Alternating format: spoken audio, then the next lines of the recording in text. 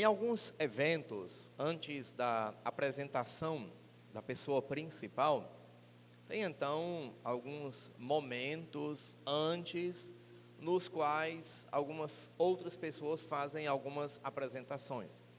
Então, às vezes, antes de uma grande partida, uma partida muito importante, de um torneio importante, então tem ali um jogo preliminar, uma partida talvez aperitiva, atrativa, enquanto chega a grande expectativa de todos, que é ver aquele jogo principal.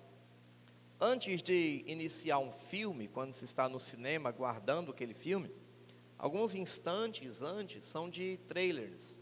E o trailer, então, é um pequeno flash de alguns filmes, algumas outras opções para você estar assistindo também.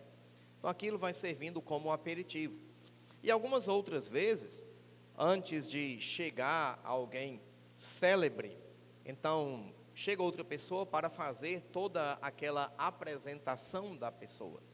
Então, toma alguns minutos falando de quem virá, falando um pouco da sua história, falando do seu propósito, do que ele está fazendo ali. E então, em seguida, o convida para tomar a parte e dar andamento naquele evento. Então, isso é algo comum. No ministério do Cristo, isso não é diferente. Então, o Senhor Jesus está para começar o seu ministério. Nós vimos até agora em Mateus apenas alguns eventos que o envolviam quando ele ainda era criança. Eventos dos quais ele, na verdade, nem estava participando ativamente daqueles momentos. E agora, já adulto, está então para iniciar o seu ministério, para começar aquilo para o qual ele veio à terra. Mas antes de Mateus apresentar o ministério do Cristo, antes de Mateus descrever o que ele irá fazer, da sua pregação, dos seus milagres, do seu ensino em termos gerais, e de como ele vai estar consumando a obra redentora pela morte e pela ressurreição, Mateus, ele apresenta uma outra pessoa. Ele apresenta alguém que é o precursor do Cristo, aquele que vem antes do Cristo, aquele que vem para preparar a chegada do Cristo, como um arauto que está ali para anunciar que o rei está chegando na cidade, que o rei se aproxima, como alguém que está num fórum, numa audiência diante de um tribunal, de um júri, e anuncia então que o juiz está adentrando naquele momento e todos se preparam para a sua chegada. Assim também Mateus o faz, apresentando o precursor do Cristo. E ele então começa a mostrar quem é este homem, que chega para preparar a chegada de Jesus, que vem de antemão, preparando o coração das pessoas, anunciando a chegada do reino e levando-os então a terem o coração quebrantado para receberem Jesus como sendo o Cristo, como sendo o Filho de Deus. Vamos então ler Mateus capítulo 3, versículos de 1 a 12. Mateus capítulo 3, versículos de 1 a 12. Naqueles dias apareceu João Batista, pregando no deserto da Judeia. Ele dizia: arrependam-se, porque está próximo o reino dos céus. Pois é a João que se refere o que foi dito por intermédio do profeta Isaías: voz do que clama no deserto, preparem o caminho do Senhor, endireitem as suas veredas.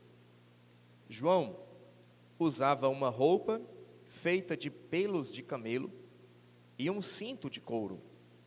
O seu alimento era gafanhotos e mel silvestre.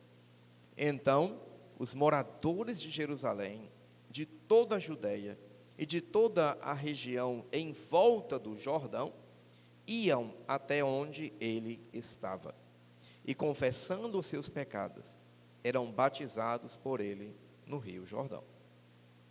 Quando João viu que muitos fariseus e saduceus vinham ao seu batismo, disse-lhes: raça de víboras, quem deu a entender que vocês podem fugir da ira que está por vir? Produzam frutos dignos de arrependimento. E não pensem que podem dizer uns aos outros: temos por pai a Abraão. Porque eu afirmo a vocês que Deus pode fazer com que destas pedras surjam filhos a Abraão. E o machado já está posto à raiz das árvores. Toda árvore, portanto, que não produz bom fruto, é cortada e lançada ao fogo. Eu batizo vocês com água para arrependimento, mas aquele que vem depois de mim é mais poderoso do que eu, do qual não sou digno de carregar as sandálias. Ele os batizará com o Espírito Santo e com fogo. Ele tem a pá em suas mãos, limpará a sua eira e recolherá o seu trigo no celeiro. Porém, queimará a palha num fogo inextinguível. Esse texto, ele introduz João o Batista. E ele apresenta João aqui, mostrando quem é Jesus, mostrando que virá o Cristo e mostrando então como as pessoas devem olhar para o Cristo. O ministério de João envolve pregação e envolve o batismo. E nós podemos enxergar nesta passagem a ênfase no batismo, ou pelo menos em 3 batismos que são aqui mencionados por João, que devem chamar a nossa atenção para o que é o batismo. E aqui nesta passagem nós descobrimos que o batismo, ele simboliza o nosso relacionamento com o Cristo. O batismo, ele é uma imersão, ele é um mergulho de alguém em alguma coisa.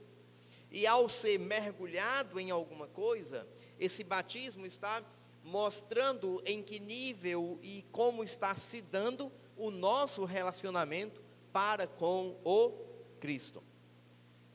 Quando nós olhamos o que gira aqui em torno da pregação de João e como ele convida alguns para o batismo e ao mesmo tempo ele rejeita outros para o batismo, nós percebemos que o batismo não é brincadeira, que o batismo não deve ser tratado de qualquer forma, que existe algo muito sério.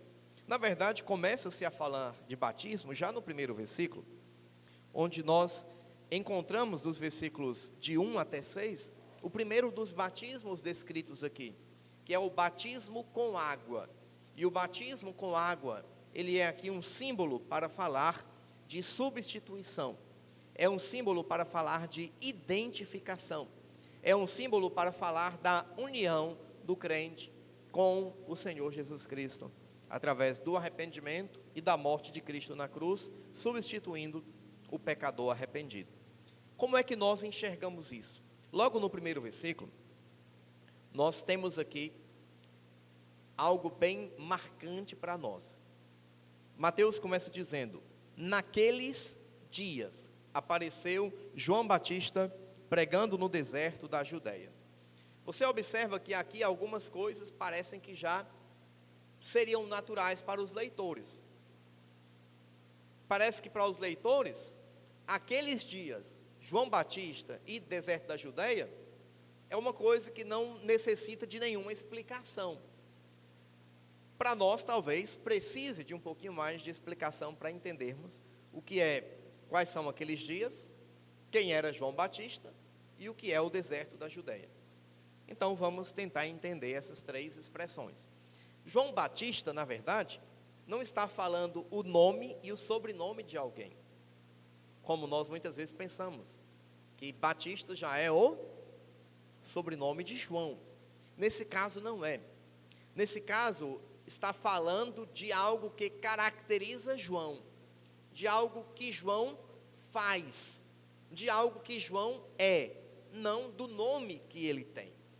Este João não é o João evangelista, não é o João que escreveu o Evangelho, não é o João parente de Jesus, nem o João que escreveu as epístolas do Apocalipse, mas é um João diferente.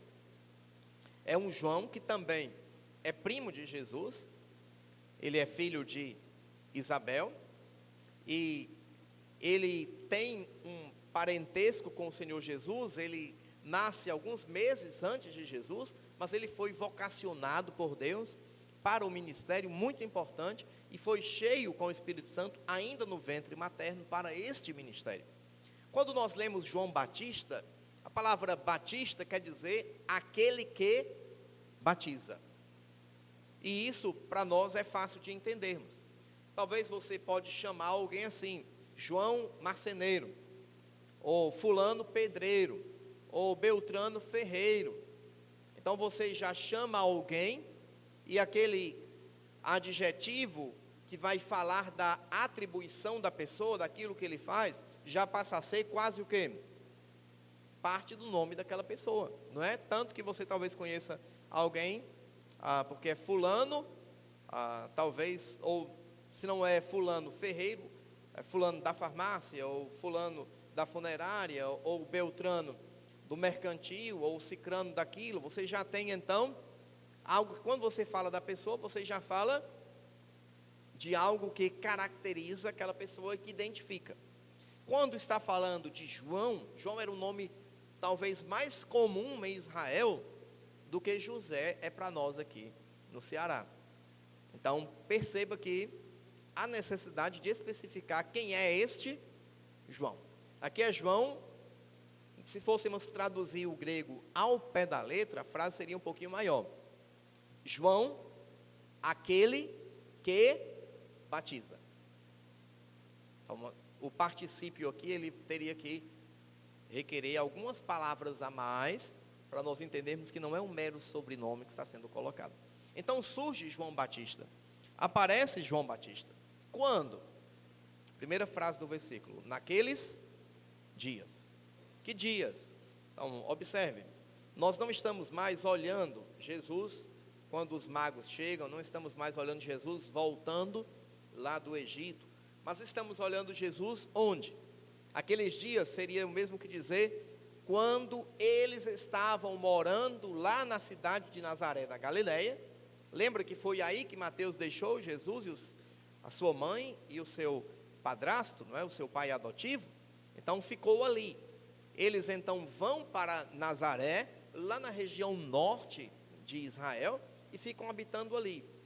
O capítulo 3 começa naqueles dias, ou seja, nos dias em que eles habitavam lá naquela região.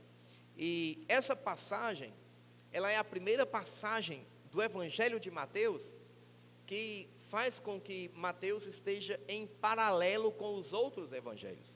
Até agora, tudo que Mateus falou, desde a genealogia de Jesus através de José, a visão que José teve, a vinda dos magos, o retorno dos magos, Herodes querendo matar o menino, Jesus indo para o Egito, voltando do Egito, nada disso é relatado nem por Marcos, nem por Lucas e nem por João. Até então, tudo foi exclusivo de Mateus. Tudo foi restrito ao primeiro evangelho, ao evangelho voltado para os judeus. Mas agora, Mateus ele se alinha com os outros evangelhos e ele começa a trabalhar em paralelo, narrando um evento que os outros evangelhos também narram. Este evento está narrado tanto em Marcos, capítulo 1, versículos de 1 a 11, o evangelho de Marcos começa assim, como em Lucas, capítulo 3, versículos de 1 a 22, fala então da vinda de João Batista, da pregação de João Batista e do batismo de Jesus, mas também, lá em João, de um modo semelhante, mas não sinótico, não descrevendo as mesmas coisas, mas nós temos também em João capítulo 1, versículos de 19 a 34, um texto que nós até consideramos ontem lá no culto evangelístico. Nós também temos João chegando e falando de Jesus Cristo, e se colocando como aquele que prepara então no deserto o caminho do Senhor. Então aqui nós temos um primeiro alinhamento do Evangelho de Mateus com os demais evangelhos. E a ideia começa agora a fluir. Só que Mateus, ele já faz uma ponte. Lembrem-se, Jesus está lá na Galileia, lá no extremo norte de Israel. E ele descreve João pregando, mas não pregando na Galileia, lá no norte, nem pregando na Samaria, que seria a região mais central, mas ele descreve João pregando onde? No deserto da Judeia. O deserto da Judeia é uma região que fica ao ocidente do Rio Jordão. Então seria ali bem próximo, nas bordas do Rio Jordão, mas era uma região deserta. Era uma região que não era favorável para a plantação, para criação de muitos animais, talvez um rebanho pequeno, você tinha água para beber, você tinha alguma coisa, mas não era tão favorável, porque era uma região muito deserta, uma região em que não favorecia a plantação, em que não nascia um pasto com uma facilidade grande para poder alimentar os rebanhos. E ali haviam algumas comunidades, como por exemplo os essênios, aquela região ali, já quase nas imediações ali do Mar Morto. Então nós temos aqui João lá no deserto pregando. Essa palavra pregar, ela fala de alguém que está anunciando uma novidade. E normalmente essa palavra pregar, ela está inteiramente ligada a uma resposta que se espera da pessoa. Então o pregar aqui não é só falar, blá, blá, blá, blá, e anunciar uma coisa e ir embora. A ideia de pregar é você falar algo para alguém, anunciar algo para alguém e dizer, e aí? E agora? O que é que você vai fazer com isso que eu falei? A pregação da palavra, ela pressupõe uma resposta da pessoa. Seja uma resposta positiva de receber a palavra, crer na palavra e ser mudado pela palavra, seja uma resposta negativa de rejeitar a palavra, ou de ser indiferente à palavra, ou até de zombar da palavra. Mas não se espera simplesmente que a palavra seja falada sem nenhum efeito, sem nenhuma reação. E quando João está pregando, ele está então tentando atingir não só o ouvido e o intelecto das pessoas, mas a palavra pregação, ela envolve uma palavra que deve chegar até o coração e causar um efeito de mudança de atitude.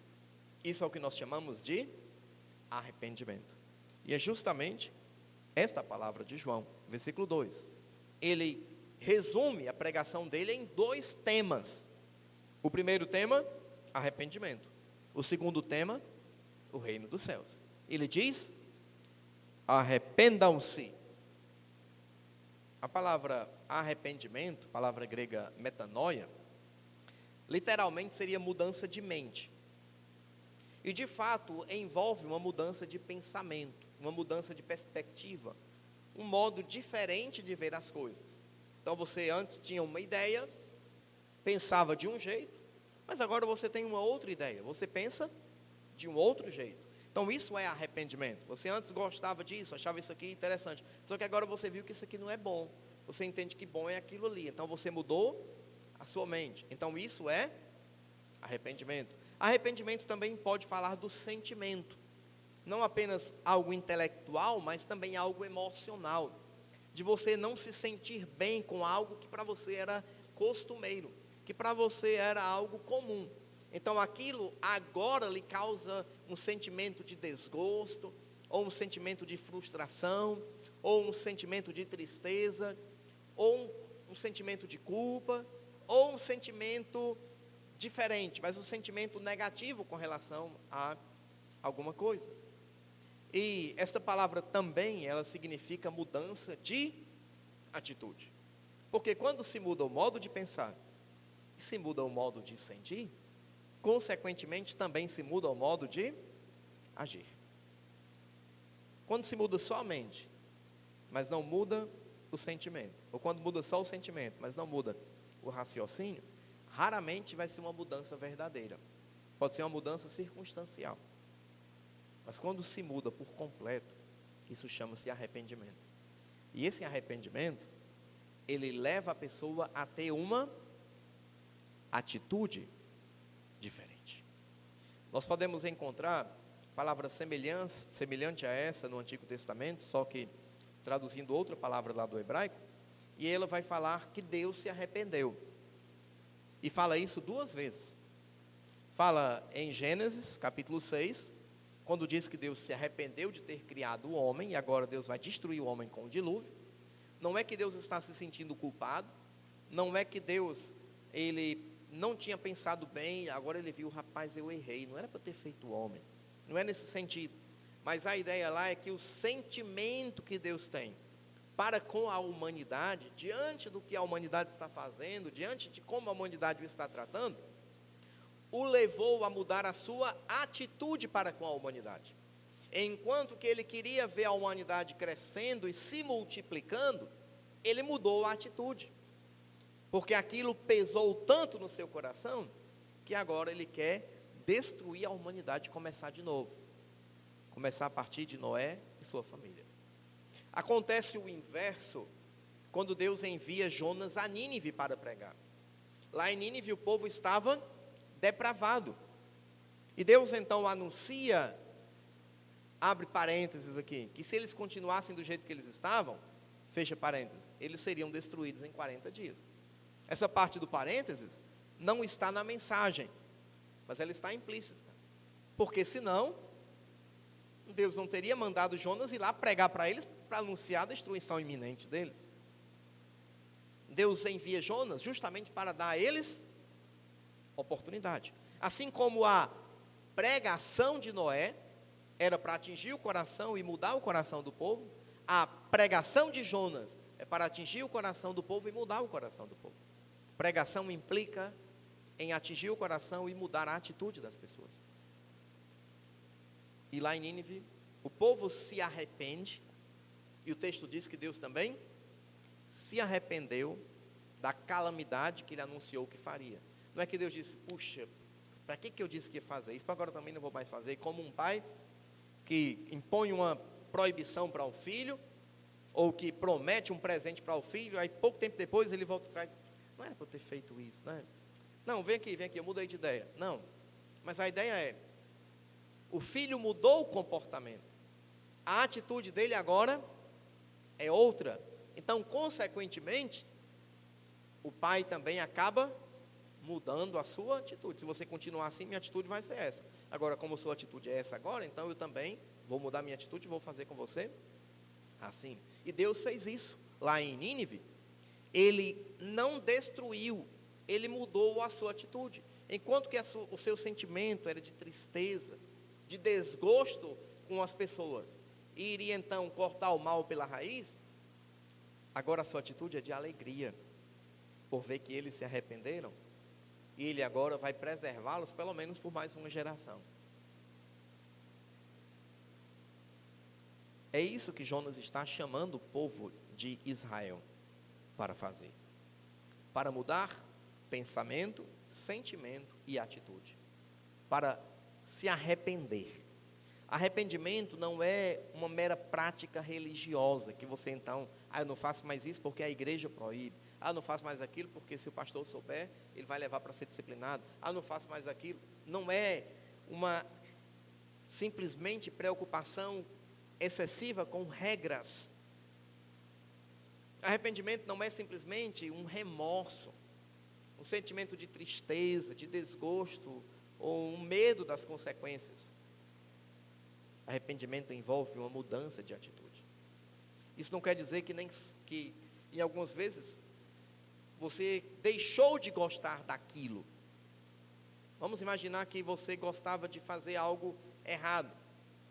Vamos imaginar que, por exemplo, você gostava de passar mais tempo nas redes sociais do que lendo a Bíblia. Isso está certo ou errado? Você gostar de passar mais tempo na rede social do que lendo a Bíblia. Está o quê? Errado. E se está errado, isso é o quê? Pecado. E aí você se arrepende disso. Isso não quer dizer que você deixou de gostar das redes sociais. Nem significa que você não tenha mais prazer em passar horas e horas nas redes sociais. Mas que você mudou a sua atitude. Mesmo sendo agradável, mesmo sendo interessante, Talvez eu estou aqui no livro das crônicas e eu vou ter que ler algumas genealogias. Convenhamos, o que parece ser mais agradável e atraente? Olhar os Reels do Instagram, olhar os stories das pessoas aí no Instagram, no Facebook, olhar os status no WhatsApp, ou ler genealogia? O que parece ser mais atrativo para a gente? Sendo sincero, normalmente, a internet é mais interessante. É mais dinâmica, tem imagem, tem som, tem coisa engraçada. Genealogia parece estar lendo um catálogo telefônico. Que graça tem ler uma lista telefônica? Tanto é que hoje ninguém nem tem mais. Porém, quando você entende o valor de uma coisa, o valor da outra, a responsabilidade, o arrependimento não é que você não gosta mais daquilo. Só que você deixou de fazer isso, deixou de ler, deixou de continuar na rede social ao invés da Bíblia. Isso chama-se arrependimento. É para isso que João está chamando o povo, para o arrependimento. E ele apresenta o motivo que torna o arrependimento algo urgente. Arrependei-vos por quê? Arrependam-se porque está próximo o reino dos céus. Infelizmente, algumas vezes quando a gente olha para o texto, a gente pensa que João está falando só que Jesus está perto de voltar e vamos estar no céu com ele. Afinal, está até falando dos céus.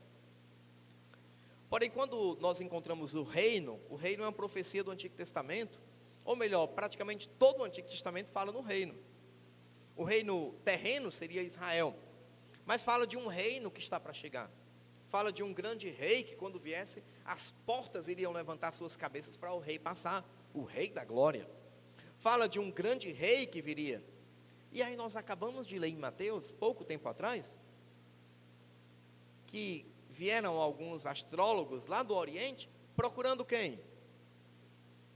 O rei. Ah, então, o rei já chegou. O rei já tinha nascido, agora o rei é adulto. Então ele está dizendo, olha, já está chegando o reino. Esse reino dos céus não é diferente do reino de Deus, como é tão mencionado em Marcos e Lucas. A diferença é porque Mateus está escrevendo o seu evangelho para os judeus. E lembrem a preocupação que o judeu tem para não tomar o nome de Deus em vão.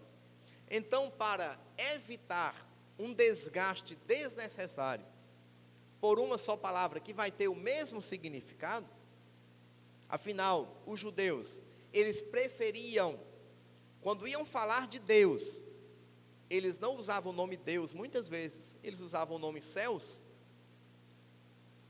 Podem lembrar de uma parábola que diz, pequei contra os céus e diante de ti? O que é pecar contra os céus? Pecar contra Deus. Só que o judeu, ele tinha tanta preocupação em não tomar o nome de Deus em vão, que algumas vezes ele preferia falar do lugar onde Deus habitava, para não falar do próprio Deus. Ai, que eu estou tomando o nome de Deus em vão. Então, o que Mateus está falando? Ele pega esse tema, que é o tema do Evangelho do Senhor Jesus, que é o reino de Deus, e ele registra tudo isso, colocando o reino dos céus. Ele está, então, evitando que haja logo de cara uma rejeição, porque o nome está tomando em vão. Então, ele pega um sinônimo, e ele vai aplicar para falar do mesmo tema, para falar da mesma coisa. Isso aqui não é algo estranho, é comum nós percebermos serem usadas palavras sinônimas para falar da mesma coisa. Nós podemos falar de um pneu de estepe, o suporte, o pneu reserva. Estamos falando da mesma coisa, só que usamos o quê? Palavra diferente. Alguém chega e diz assim, olha, diga a fulano que eu mandei comprar um estepe para mim. Ou vá olhar se o estepe está no carro. E a pessoa chega lá e diz, eu vim aqui para ver se o suporte está aqui no carro.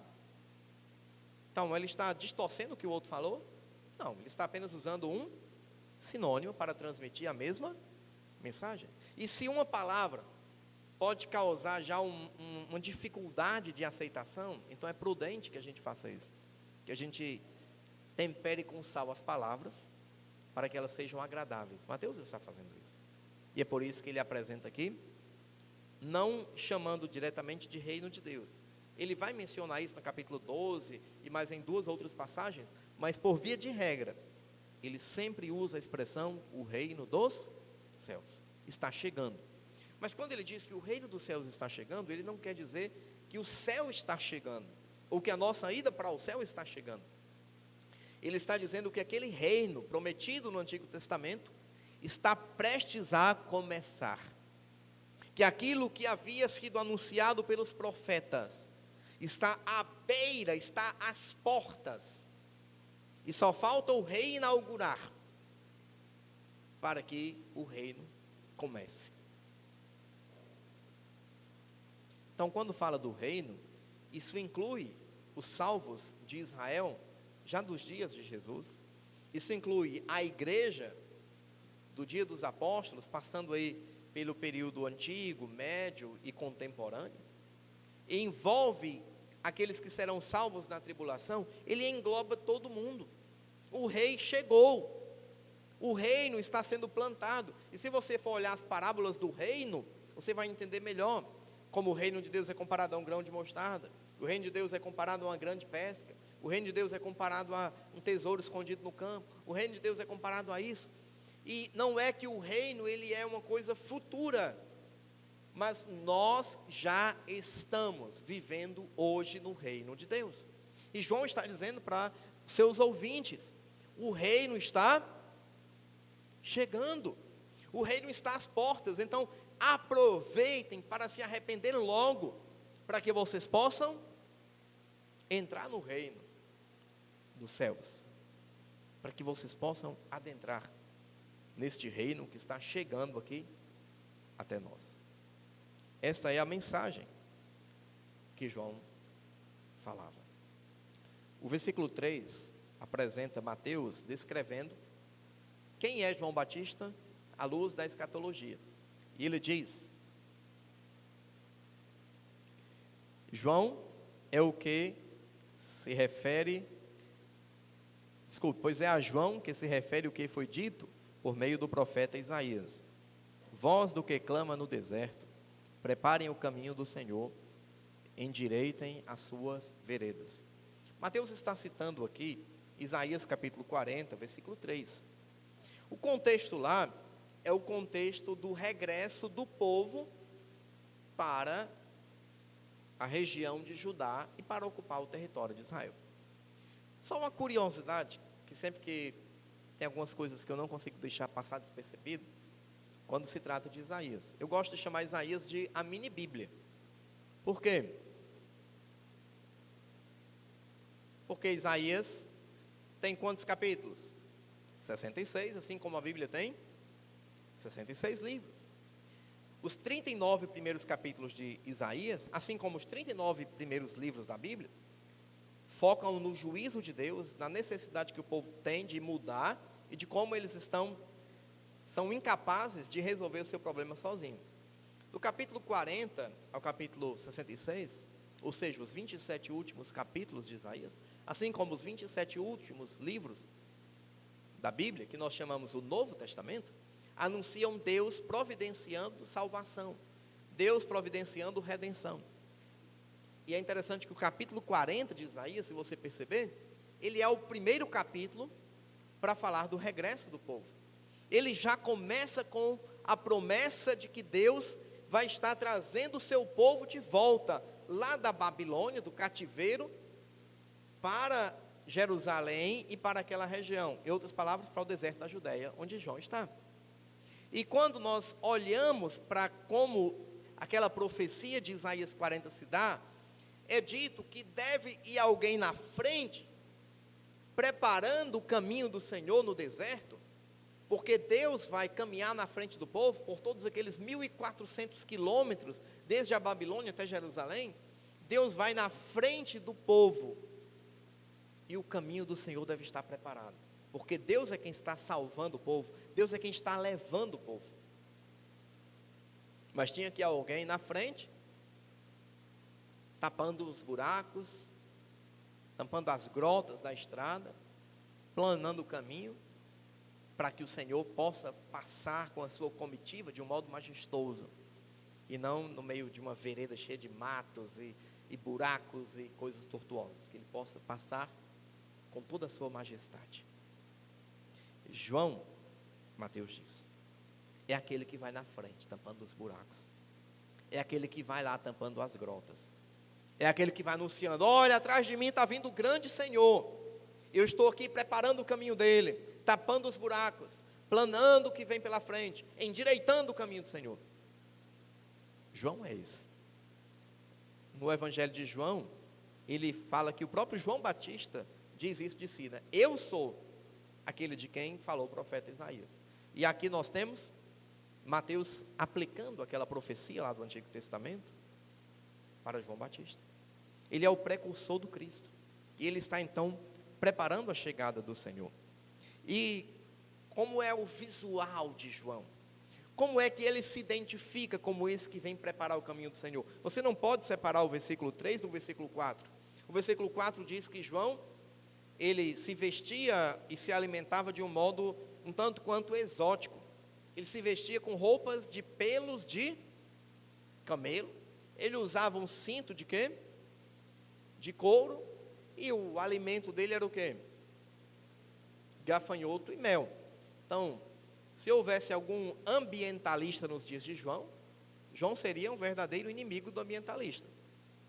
Porque o homem se veste com roupa de pelo de camelo, usa cinto de couro, e ainda come gafanhoto. Não, uma pessoa dessa aqui deve ser presa. Ele deve nem dar ouvido o que ele tenha falado. Mas por que João tinha um comportamento assim, tão excêntrico aos nossos olhos? Por que será que João tinha uma alimentação e um visual tão peculiar?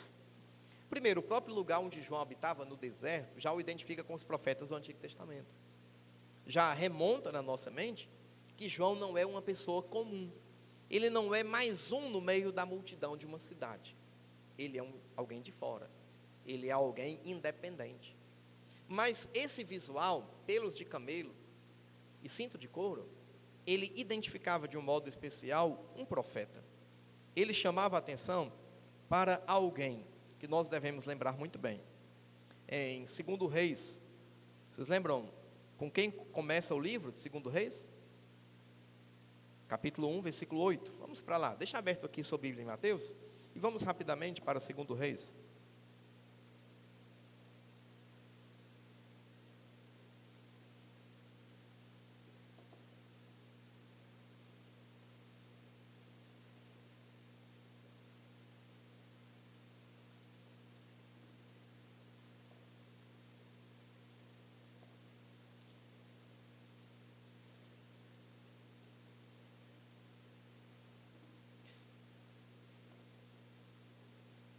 Está chegando alguém, tem alguém falando.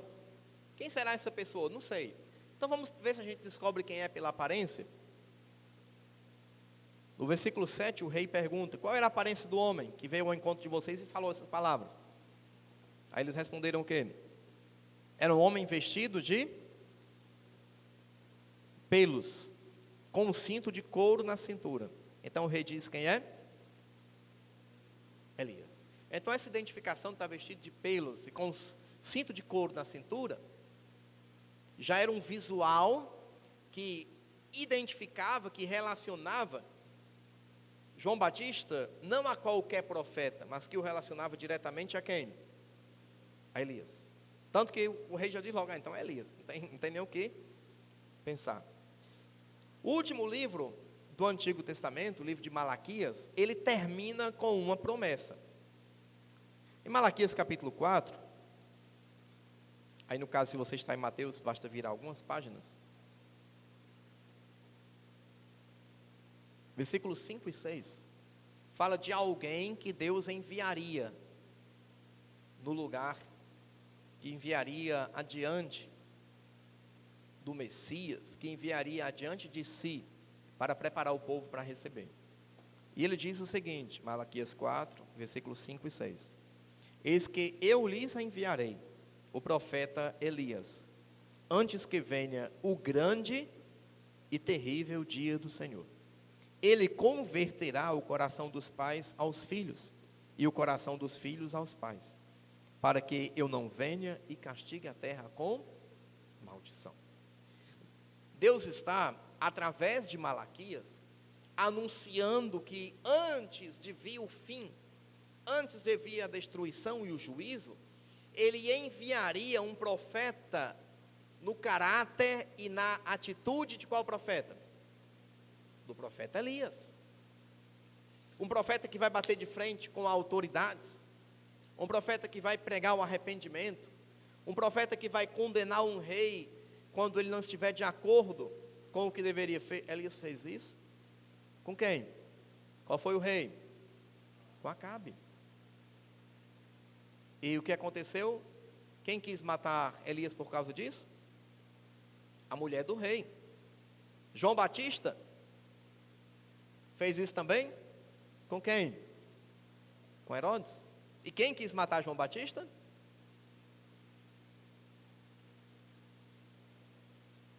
Herodias, a mulher do rei. Então observe a semelhança entre João Batista e Elias. Ele está vindo na mesma atitude. Ele vai mexer nos mesmos calos. Ele vai colocar o dedo nas mesmas feridas. Afinal, ele está vindo para chamar ao povo para o... Só que tem uma diferença do profeta Elias. É que ele chega e diz, o reino está perto. Vocês não têm mais tanto tempo como tiveram no passado. É agora ou nunca. Portanto, abram os olhos e venham para o reino. E venham pelo arrependimento para o reino de Deus. E qual era a reação das pessoas à pregação de João Batista? Qual era a reação de Jerusalém, toda a Judeia? Judeia é a região onde Jerusalém está. E também das demais pessoas que moravam nos arredores. Qual era a reação dessas pessoas? Versículo 5. Então os moradores de Jerusalém, de toda a Judeia e de toda a região em volta do Jordão, iam até onde ele estava. O versículo 6 diz que quando eles chegavam, eles confessavam os seus pecados e eram por João o quê? Batizados no rio Jordão. Lembra a palavra batizar quer dizer? Mergulhado. João então mergulhava-os no rio Jordão. Esse é o batismo das águas. É um batismo que tem um significado único, um significado especial. Ele representa o arrependimento e a substituição. Eu estou substituindo meus pecados pela santidade. Uma vida antiga por uma vida nova.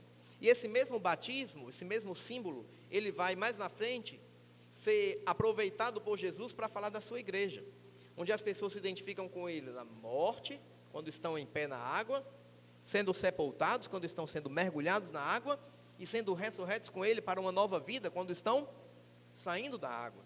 O batismo nas águas, ele simboliza a substituição, a identificação. Eu estou mudando a minha vida, estou substituindo a vida antiga por uma nova, estou arrependido, eu quero agora um novo representante. Era Adão, mas agora eu quero substituir Adão pelo Cristo, pelo Messias que vem. Eu não quero continuar do jeito que estava. Isso não significa que todos aqueles que forem batizados, de fato, foram convertidos. E de fato têm a Cristo como seu substituto. Mas são pessoas que estão querendo proclamar isso para o mundo. São pessoas que professam terem se arrependido dos seus pecados, professam ter recebido o Messias e agora quererem viver uma nova vida. Nem sempre isso é sincero, nem sempre isso é algo verdadeiro. Algumas vezes é por conveniência, outras vezes é por emoção, outras vezes por outros motivos. Mas o verdadeiro discípulo, ele passa por esse processo. E também, não quer dizer que todo salvo foi batizado. Podemos lembrar do ladrão na cruz, que não teve a oportunidade de descer da cruz e ser batizado. E mesmo assim ele foi salvo. O batismo com as águas não é sinônimo de salvação, não é sinônimo de remissão de pecados, não é sinônimo de redenção eterna, mas é um símbolo que aponta para isso. Às vezes, o símbolo vai corresponder à realidade. Às vezes, o símbolo continua sendo apenas um símbolo. Vai depender de quem está se apropriando daquele símbolo, daquela figura que está sendo usada. Mas uma coisa é indiscutível no batismo de João. Para ser batizado, você tem que ter se arrependido dos seus pecados. O versículo 7 vai dizer isso, que quando outras pessoas vinham para o batismo, João rejeitou. Ele disse, não, por que vocês estão querendo fugir da ira vindoura? Não, não é assim que funciona. Vocês primeiro têm que se arrepender e mostrar que estão se arrependidos para poderem ser batizados. Por isso não faz sentido batizar um bebê. Como é que ele vai se arrepender? Como é que ele vai ter consciência do que está fazendo? Como é que ele vai pedir o batismo se ele nem tem consciência do que está acontecendo? E o batismo é a pessoa que pede, a pessoa que procura, não é imposto. O batismo não vai estar colocando sobre ninguém nenhuma graça maior, não vai transformar a vida de ninguém. É só um símbolo que externa o que aquela pessoa já professou e a vida que ela está levando, ou que ela pretende levar dali para frente. Nada mais é do que um símbolo, mas é um símbolo muito e muito importante. Este é o primeiro batismo que a passagem apresenta. O batismo com águas. Um batismo que simbolizava substituição, identificação, novidade de vida, arrependimento. Alguém que estava aguardando a chegada do reino de Deus. Mas a passagem fala de outros dois batismos. Esses outros dois batismos, eles não são realizados por João. Eles serão realizados por aquele a quem João anuncia. Na próxima pregação, nós estaremos então considerando quais são esses dois outros batismos, dos quais João trata, que João apresenta. Um ele faz, mas ele vai dizer, tem outros dois que eu não faço. Portanto, fiquem atentos, para que você possa saber qual desses dois batismos você vai receber. Que batismos serão estes? Então, na próxima pregação, nós continuaremos observando isso. A grande lição que nós tiramos aqui, deste momento é: o Evangelho precisa ser pregado, para que as pessoas se arrependam dos seus pecados, para que as pessoas entrem no reino dos céus, por terem conhecido Jesus como o Cristo. Cumpre a nós essa tarefa de anunciar o Senhor Jesus aos perdidos e levá-los ao arrependimento.